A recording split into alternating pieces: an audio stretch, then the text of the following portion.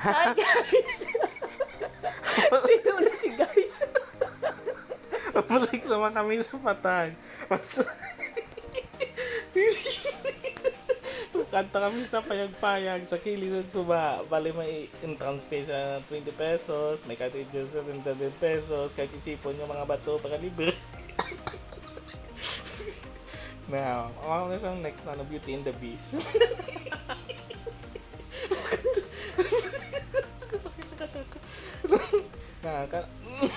Check mo na daw ka, kadalumon. Mm-mm. Hindi na rin ka malumaglangon. Kanta mo ito ako dahil kanta na kami ito rito. Medyo dalam-dalam na gamay. Kamo pa kuno-kuno kami ito ng daw ba? Oo. So, kung gusto nyo ma-feel kung paano maging hotdog sa ref, so kadto lang ka mo di kay super bugnaw, gidang place, tawhay, linong. Pero kung around 8 a.m. gadamo na tao, so ang peace nga mabatsyag mo, pisting yawan na. So, kamo ni, nagkaon lang kami. Isang hotdog, agpasit kanto, nabug na.